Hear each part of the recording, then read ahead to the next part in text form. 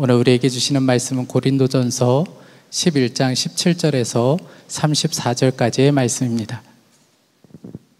다음에 지시하려는 일에 대해서는 나는 여러분을 칭찬할 수 없습니다. 그것은 여러분이 모여서 하는 일이 유익이 되기보다는 오히려 해가 되기 때문입니다.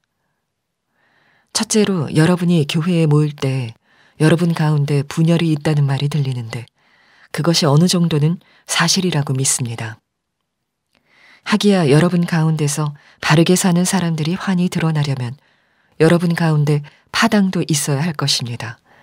그렇지만 여러분이 분열되어 있으니 여러분이 한자리에 모여서 먹어도 그것은 주님의 만찬을 먹는 것이 아닙니다. 먹을 때 사람마다 제가끔 자기 저녁을 먼저 먹으므로 어떤 사람은 배가 고프고 어떤 사람은 술에 취합니다.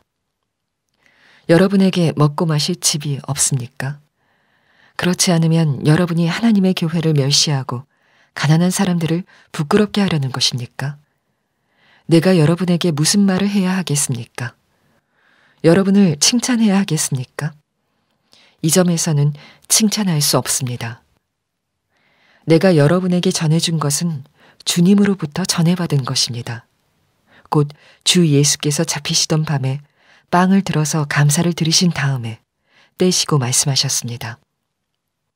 이것은 너희를 위하는 내 몸이다. 이것을 행하여 나를 기억하여라. 식후에 잔도 이와 같이 하시고서 말씀하셨습니다. 이 잔은 내 피로 세운 새 언약이다. 너희가 마실 때마다 이것을 행하여 나를 기억하여라. 그러므로 여러분이 이 빵을 먹고 이 잔을 마실 때마다 주님의 죽으심을 그가 오실 때까지 선포하는 것입니다. 그러므로 누구든지 합당하지 않게 주님의 빵을 먹거나 주님의 잔을 마시는 사람은 주님의 몸과 피를 범하는 죄를 짓는 것입니다. 그러니 각 사람은 자기를 살펴야 합니다. 그런 다음에 그 빵을 먹고 그 잔을 마셔야 합니다. 몸을 분별함이 없이 먹고 마시는 사람은 자기에게 내릴 심판을 먹고 마시는 것입니다. 이 때문에 여러분 가운데는 몸이 약한 사람과 병든 사람이 많고 죽은 사람도 적지 않습니다. 우리가 스스로 살피면 심판을 받지 않을 것입니다. 그런데 주님께서 우리를 심판하시고 징계하시는 것은 우리가 세상과 함께 정죄를 받지 않게 하시려는 것입니다. 그러므로 나의 형제자매 여러분, 여러분이 먹으려고 모일 때에는 서로 기다리십시오. 배가 고픈 사람은 집에서 먹어야 할 것입니다. 그것은 여러분이 모이는 일로 심판받는 일이 없도록 하려는 것입니다. 그 밖에 남은 문제들은 내가 가서 바로잡겠습니다. 초대교회 때는 예배 자체가 성찬이었습니다. 성찬이 곧 예배였습니다. 그 말은 예배 드릴 때마다 항상 주님의 임재하심을 바라보았고 또 주님의 임재하심 아래서 그들은 모였다는 뜻입니다. 성찬은 예수님이 우리와 함께 계시고 그리고 우리가 주님과 한 몸이 되었음을 우리가 다시 한번 확인하는 가장 은혜로운 시간입니다. 초대교회 때는 주님과 함께 모이는 그런 분명한 은혜의 눈이 열렸기 때문에 그들이 모여 찬양하고 기도하고 말씀 듣는 것이 얼마나 뜨거웠는지, 당연히 성도의 교제도 정말 아름다웠고 그래서 그들이 모일 때마다 식사를 함께 한 겁니다. 성찬과 함께 식사를 한 거죠. 그런데 그 식사는 교회에서 모여서 음식을 준비한 게 아니고 각자가 집에서 음식을 가지고 교회로 모였습니다. 넉넉하게 사는 사람은 음식을 넉넉하게, 어려운 형편에 있는 교우들은 그냥 교회로 온 거죠. 그래서 교회에서 같이 식사를 나누어 했고 어려운 이들은 교회 와서 배불리 먹고 또 갈 때는 바리바리 싸가지고 가기도 하는, 정말 천국이 이 땅에 이루어진 것 같은 그런 느낌이 초대교회 예배와 성찬이었습니다. 그런데 시간이 지나가면서 그런 성찬의 분위기, 은혜가 가라앉기 시작을 했습니다.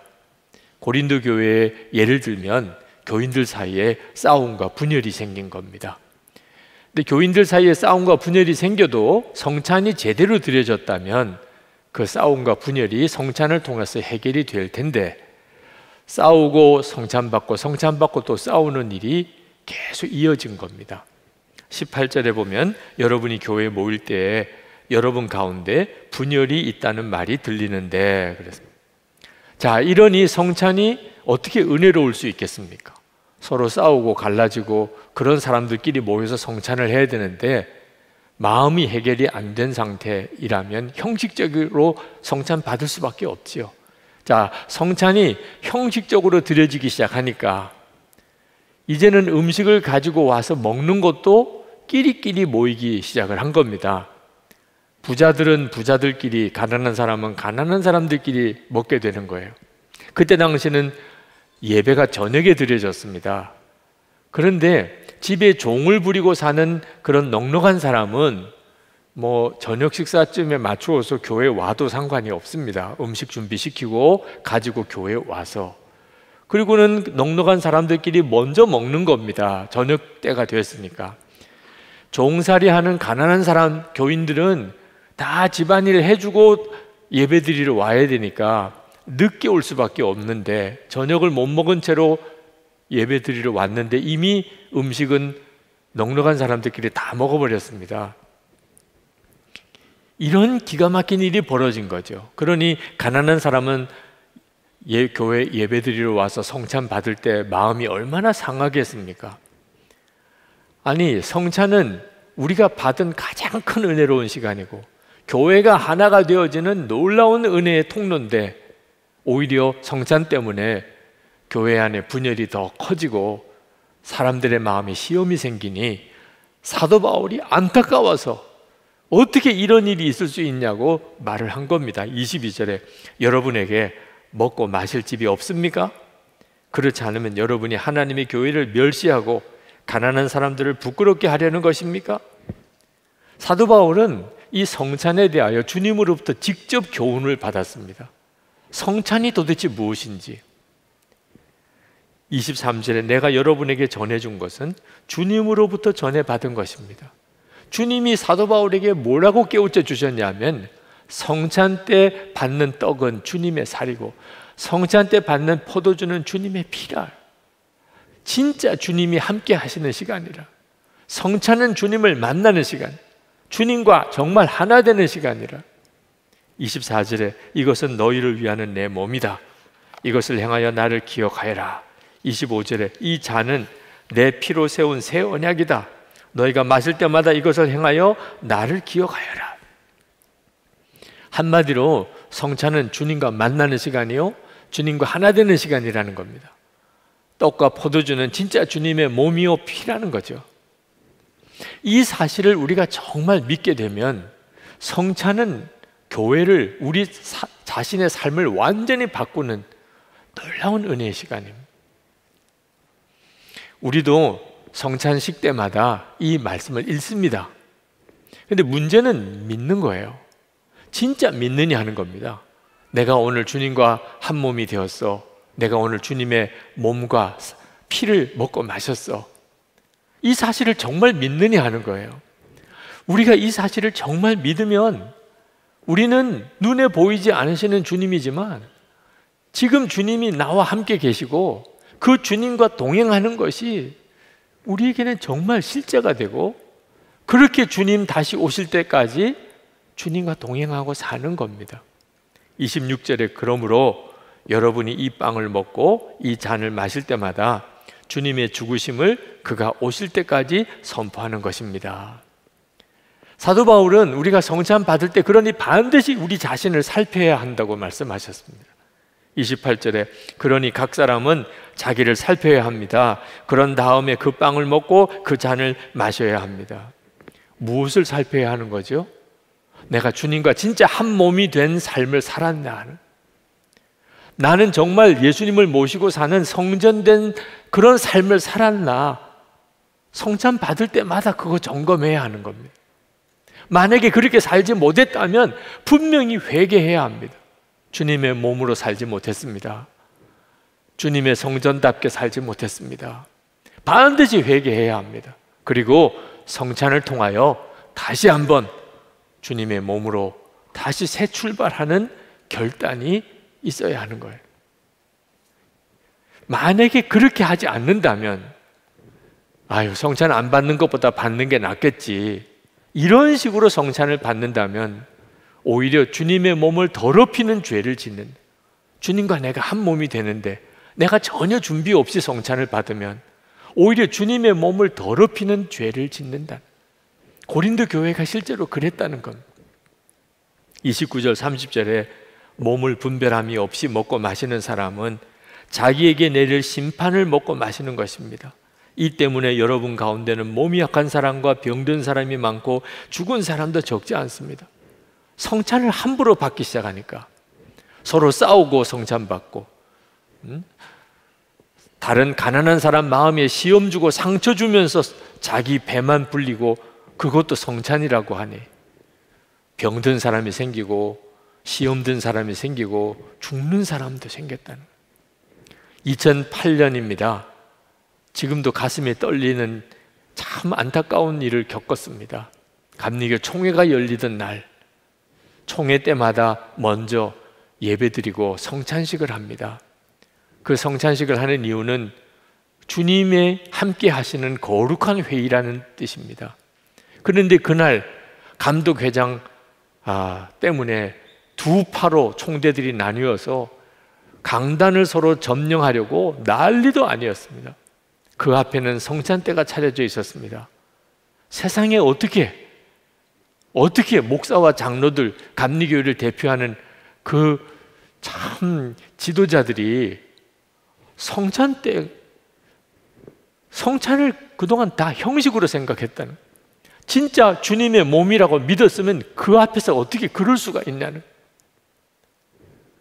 그리고 감리교회는 쪼개지고 세상 재판 받아야 되고, 그때부터 지금까지 12년 동안 감리교회는 아직도 정상화되지 못하고 있습니다. 성찬을 함부로 대하는, 이게 얼마나 무서운 결과를 가져오는, 여러분 개인도 똑같다는 겁니다. 우리가 정말 주님이 함께 계심을 믿지 못하면 교회를 교회답게 만들고 성도들의 삶을 정말 복되게 하는 이 성찬 때문에 오히려 병들어 죽는 사람도 생기고 교회는 더 분열과 시험에 빠지게 된다는 거죠. 그래서 사도 바울이 이렇게 말하는 겁니다. 33절 34절에 그러므로 나의 형제 자매 여러분, 여러분이 먹으려고 모일 때에는 서로 기다리십시오. 배가 고픈 사람은 집에서 먹어야 할 것입니다. 그것은 여러분이 모이는 일로 심판받는 일이 없도록 하려는 것입니다. 이런 뜻이에요. 여러분, 좀 넉넉한 형편에 사는 사람, 그래도 집에 종을 부리고 사는 사람, 그런 사람들이 음식을 준비해서 교회에 와서 함께 예배도 드리고 성찬도 하고 음식도 나누어 먹으려고 하십니까? 그렇다면 가난한 사람을 기다리세요. 가난한 사람이 올 때까지 기다려서 식사하세요. 그 사람들 제발 창피하게, 고통스럽게, 모멸감이 느껴지게 하지 마세요. 배가 고픕니까? 그러면 집에서 먹고 오세요. 교회 와서는 어려운 사람 먹이세요. 어떻든지 어려운 사람에게 하나라도 더 가져가게 섬기세요. 주님께 하듯이 섬기세요. 그것이 주님을 기쁘시게 하는 것입니다.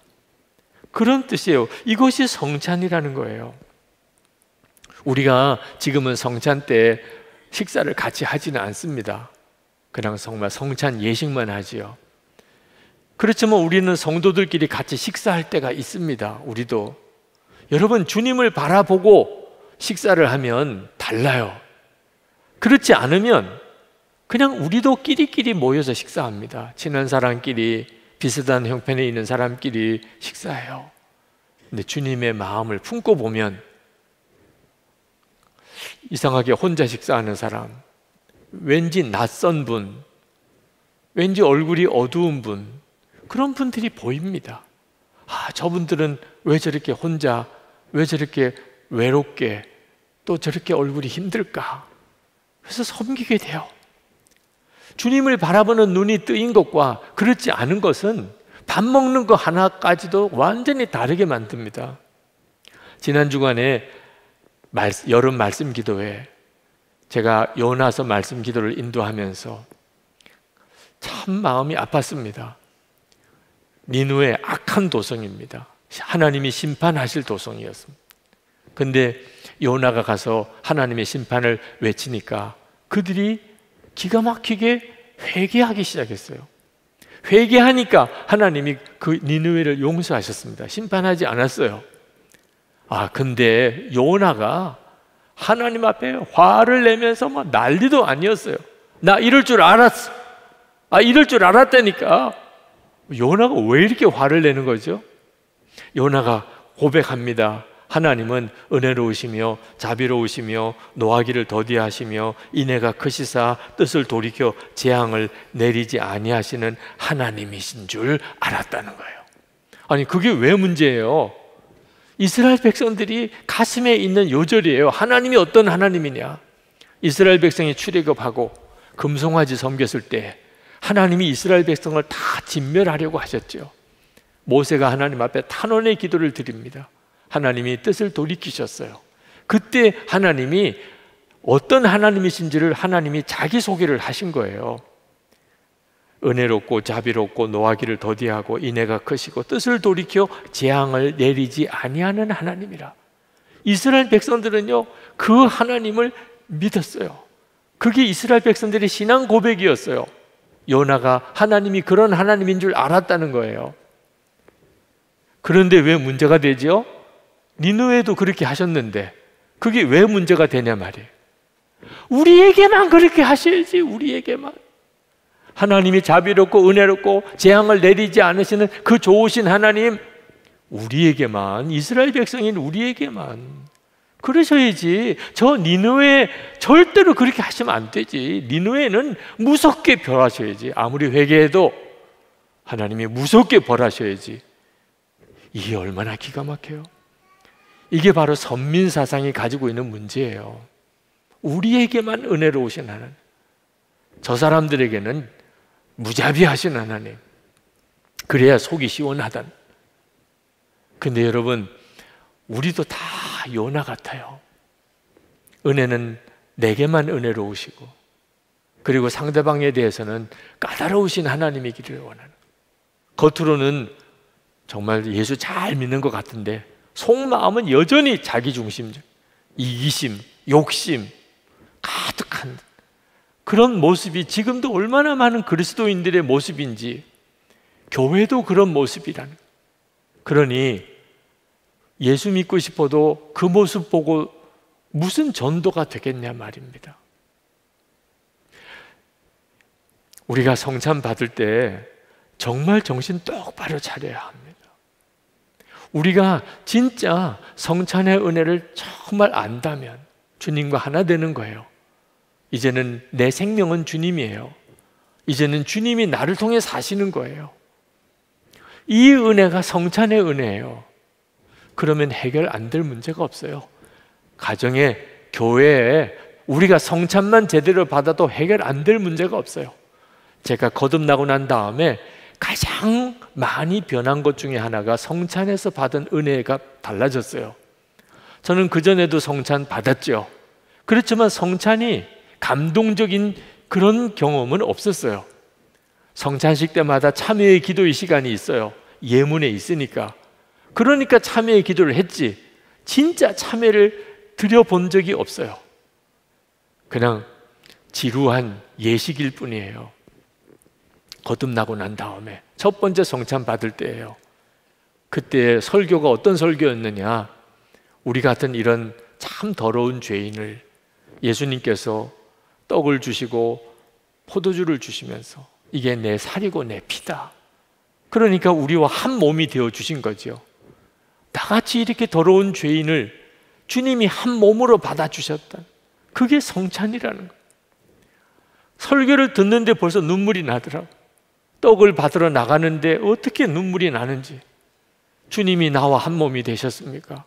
나를 주님이 어떻게 품으실 수 있습니까? 그런데 그렇게 믿으라니까. 그 확정으로 떡을 주시고 포도주를 주시니 그 떡을 받아서 먹는데 주님은 얼마나 힘드실까? 나 같은 자와 하나가 되시니. 근데 그때 떠오르는 생각이, 그렇게 이해가 안 된다, 용납이 안 된다, 그러던 사람들, 함께 하기 싫은 사람, 받아주기 싫은 사람, 이런 사람들이 생각이 나는 거예요. 예수님은 나가선 자를 이렇게 받아주시는데 내가 무슨 자격이 있다고 저 사람은 받을 수가 없어, 저 사람은 용납이 안 돼, 저 사람은 하나 될 수 없어, 그럴 수 있겠냐 말이에요. 그게 얼마나 죄스러운지. 그게 첫 번째 성찬 때 저를 충격으로 몰아갔어요. 그리고 성찬을 받을 때마다 하나님은 그 문제에 대해서 저에게 말씀하세요. 그때부터 용납할 수 없다는 말이 없어졌어요.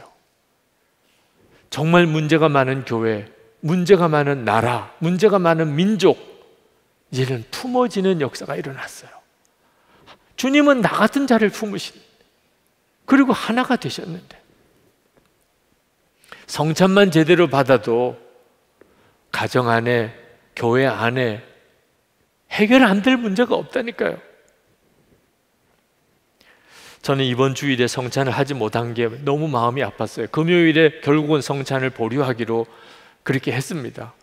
정부 방침을 좀 어겨서라도 성찬 준비는 따로 이렇게라도 해야 되나, 그래도 지킬 거는 지키자, 나중에 가서 건의할 건 건의하고 따질 건 따지더라도 일단은 우리가 정부 방침에는 따르자. 그래서 소모임을 하지 못하니 오늘도 1, 2, 3부 다 찬양대 서지 못했습니다. 연습을 못하니까. 그런데 주님이 그런 걸 깨닫게 하시더라고요. 이것도 유익하더라. 왜 그렇습니까? 만약에 마음의 준비가 안 된 사람, 은혜롭게 살지 못한 사람, 아이고 오늘 성찬이네, 아이고 안 받는 것보다 낫겠지 뭐, 이러고 받을 사람이 이 자리에 있지 않겠냐. 마음의 준비가 안 된 사람, 합당하지 못하게 성찬을 받는 자는 없던 시험도 생기고 병도 생기고 죽을 수도 있다고까지 하셨는데, 그냥 안 받는 것보다 낫겠지 이런 생각만 가지고 있는 이런 교인들이라 있다면 이건 얼마나 큰 문제가 되겠느냐. 그래서 오늘은 성찬에 대한 말씀을 드려서 성찬에 대해서 제대로 알고 마음의 준비를 갖추고 그리고 성찬을 받게 하는 게 더 유익하지 않겠느냐. 그렇군요, 주님. 그래서 오늘 이 성찬에 대한 말씀을 제대로 드리려고 하는 겁니다.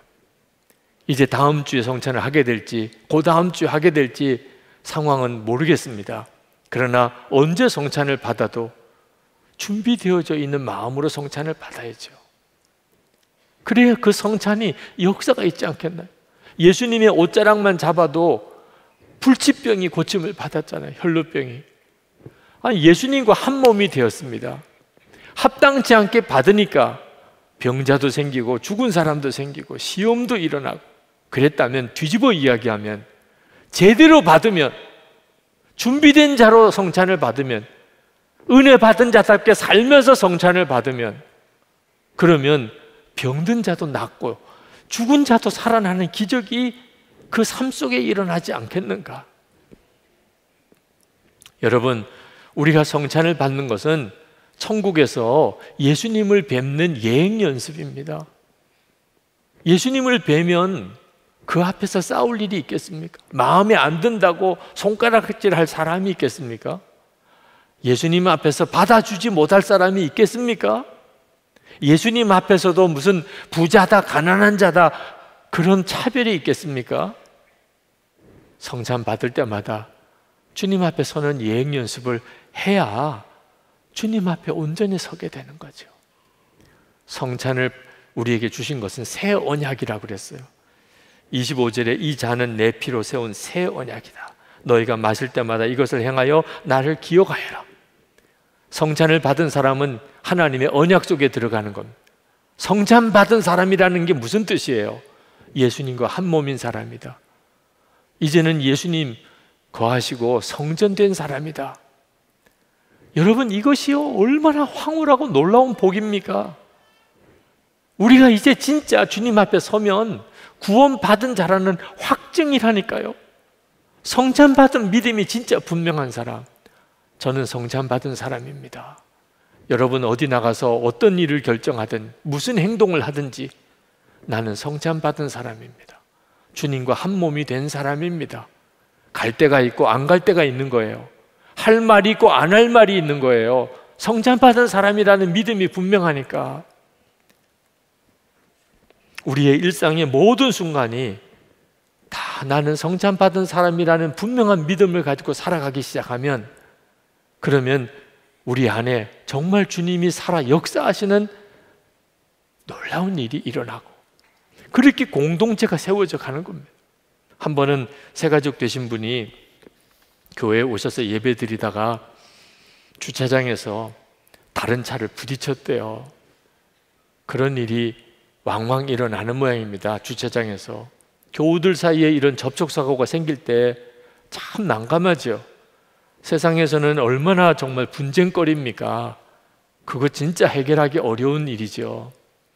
그분이 얼마나 가슴이 뛰는지, 큰일 났구나. 그러고는 내려서 쩔쩔매는데 상대방 차가 꽤 괜찮은 차인데도 그 분을 보고는 새가족이시군요, 그냥 가세요, 이렇게 이야기를 하더래요. 아니, 아무렇지 않게 가도 됩니까? 상관없습니다, 그냥 가시라고. 얼마나 놀래기도 하고 감동도 받았는지. 그런데 도대체 이분이 누군가 하고 알아봤더니 장로님이시라는 거예요.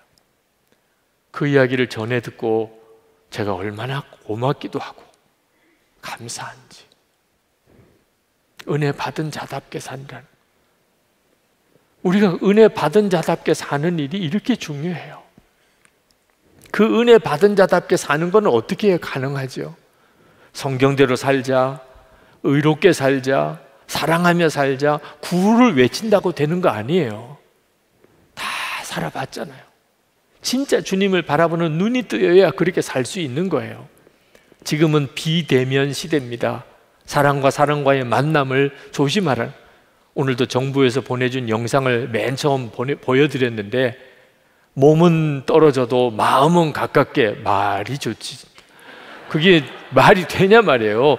몸은 떨어져도 마음 가깝게, 그러자고 그게 마음이 가까워지냐 말입니다. 교회는 본질적으로 모여서 은혜 받는 곳이에요. 예배도 드리고 기도도 함께 하고 모여서 교제하고, 그게 되어야 교회인데, 아니 비대면 시대에는 도대체 어떻게 교회가 교회다울 수 있냐 말이에요. 그런데 여러분, 주님과 가까워지는 은혜가 있으면 된다는 거예요. 주님과 가까워지면.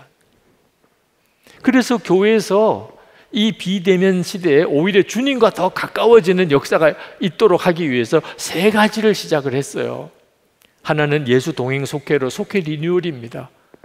이제는 그저 모이는 속회만 아니고 예수 동행에게 나눔 방을 함께 하자고. 그래서 모일 수가 없어도 항상 성도들이 매일 일기 나눔 방에서 매일 만나고 교제하고 주님을 바라보는 생활을 서로 격려하자. 이번 주간까지가 신청 이제 마감입니다. 한 분도 빠짐없이 다 참여해 주시기 바랍니다. 지금은 예배당 중심의 교회 중심으로는 신앙생활을 유지 못할 상황이 되었어요. 진짜 주님과 동행해야 합니다. 2번째, 나 일기 잘 못 쓰는데 안 되는데 걱정하지 마세요. 도와드릴 테니까. 예수님과 행복한 동행 30일 과정 내일부터 시작합니다. 힘들고 어렵고 잘 안 되는 분 얼마든지 다 따라 하실 수 있어요. 30일만 정말 마음을 열고 같이 와보세요. 그리고 또 하나가 예수님과 동행하는 50일 기도예요. 지금이야말로 기도가 필요한 때인데 모여서 기도를 못하네요. 그러나 하나님이 우리에게 1시간 기도 훈련을 이미 시키셨고 예수 동행 기도 사이트도 만들어 주셔서 혼자서 기도해도 함께 모여 기도하는 것 같은 그런 역사를 이루게 해주셨어요. 1시간 기도 시즌 3입니다. 50일 동안 이제 8월 31일까지 여러분이 신청하시면 매일 기도 메시지가 한 10분 정도의 메시지가 매일 카톡으로 갑니다. 그리고 함께 기도해야 될 내용을 이끌어 줘요. 한 30분 정도는 함께 기도하고 나머지 30분은 개인 기도하는 시간으로. 여러분, 왜 이렇게 해야 합니까? 지금이야말로 주님과의 동행하는 일이 어느 때보다 더 필요한데 오히려 비대면 시대이기 때문에 더 더 주님과 가까워지자. 주님 안에서 성도들은 떨어져 있어도 하나가 될 수 있다는 거예요. 이 시간 우리 같이 기도하겠습니다. 하나님, 우리가 정말 은혜 받은 자답게 살면서 예배도 드리고 성찬도 받고 그렇게 살고 싶습니다. 주님, 제게 주를 바라보는 눈을 더욱 열어주세요. 주님과 한 몸 된 성찬 받은 자, 다 성찬 받은 기억이 있으시잖아요. 성찬 받은 자예요. 성찬 받은 자 의식을 잃어버리지 않게 하소서. 항상 주를 바라보는 눈을 뜨게 하소서. 그래서 나도 내 심령도 살고 가정도 이 어려운 때에 교회 공동체도 살게 해 주옵소서. 우리 다 같이 통성으로 기도하겠습니다. 은혜와 사랑이 충만하신 하나님, 놀라우신 주의 은혜와 하나님의 역사하심을 인하여 감사합니다. 역사하신 하나님, 놀라우신 하나님, 주관하신 하나님, 들어주소서. 온전히 주님 같이 하여 주소서. 하나님의 크신 은혜로 역사해 주소서. 주 예수님, 글고 은혜가 많으신 주 예수님, 오늘도 사랑하는 성도들, 주님의 손에 붙다간 은혜의 장중에 붙다간 주님 더욱 주를 보게 하시고 주를 만나게 하시고 주님을 바라보게 하여 주시기를 원합니다. 아버지, 나의 하나님, 나의 주, 나의 하나님, 은혜로 덮어주소서. 주를 바라보는 눈을 더욱 여소서. 하나님, 진정한 하나님 공동체, 교회가 온전히 서는 그런 하나님 은혜의 역사가 충만한 가정과 교회 되게 하여 주옵소서. 주님 감사합니다. 놀라우신 주님을 찬양합니다. 하나님, 오 주님 감사합니다. 아버지 하나님, 주님의 사랑하는 성도들, 지금 부속실에 있거나 생방송으로 이 예배에 참여한 모든 이들, 주님, 이제는 우리가 정말 눈이 열려 주를 바라보며 은혜 받은 자답게 살며 그렇게 하나님을 영화롭게 하기를 원합니다. 성찬 받은 자라는 분명한 의식 가지고 살게 하소서. 주님과 한 몸 된 자입니다. 주님, 우리 안에 거하시는 놀라운 은혜를 받았습니다. 주님이 우리를 통해 사십니다. 부부 사이에도, 가족들 모여서도, 형제들과 친척들 사이, 교인들 사이의 관계에 있어서도 항상 이거 잊어버리지 않게 주옵소서. 우리가 은혜의 통로가 되게 하소서. 시험된 자가 없는지, 실족한 자는 없는지 항상 살피게 하소서. 아버지 하나님, 사랑하는 성도들, 하나님의 은혜의 다 통로가 되기를 원합니다. 복의 통로로 쓰소서. 하나님의 살아계신 증인으로 쓰소서. 은혜의 증인들이 다 되게 해주소서. 오늘도 하나님 앞에 우리의 감사를, 사랑을 11조의 선교헌금, 건축헌금에, 하나님 구제의 헌금에 담아 주님 앞에 올려드립니다. 사랑하는 성도들의 믿음과 헌신을 주님께 올려드립니다. 하나님, 주님의 계획하신 은혜가 풍성한 삶을 살게 하소서. 돕고 베풀고 나누고 살게 하소서. 병든 몸 깨끗하게 고쳐주소서. 가정을 놀랍게 주님의 은혜로 지키시옵소서. 성도들의 기업 일터에 하나님 책임져 주옵소서. 어디서든지 정말 소금처럼 빛처럼 살게 하소서. 하나님, 교회와 성도들이 바로 서고, 그래서 하나님, 이 나라가 하나님을 경외하는 나라가 되게 하소서. 어떻게 해서든지 동성애 합법화하려고 하는 모든 시도가 다 그치게 하소서. 하나님을 정말 경외하는 이 나라 지도자들이 서게 하소서. 지도자들의 실족하는 일들로 인한 정말 가슴 철렁하는 일들이 자꾸 많습니다. 아버지 하나님, 긍휼히 여기소서. 하나님, 대통령과 모든 지도자들이 주님을 경외하게 하시고 주님을 경외하는 지도자들이 곳곳에서 세워지게 해 주옵소서. 민족의 복음의 통일을 위한 우리의 기도, 북한 주민들이 진정한 자유를 얻고 복음을 듣고 그들도 구원받는 역사가 있기를 원합니다. 김국기 목사님, 김종훈 목사님, 최충일 선교사님, 장문석 집사님 속히 석방되게 해주소서. 오지에 있는 말할 수 없이 힘든 여건의 선교사님들, 그런 여건 속에서도 하나님의 사랑을 전하고 주의 생명의 복음을 전하는 선교사님들을 도우려고 공감 선교 운동 시작했습니다. 하나님, 도울 힘을 주소서. 이 일에 참여하는 성도들에게 은혜와 복을 주소서. 선교사님들에게 선교의 새 장이 열리게 하옵소서. 주 예수 그리스도 이름으로 축복하며 기도합나이다. 아멘. 우리 다 일어나셔서 찬양하겠습니다.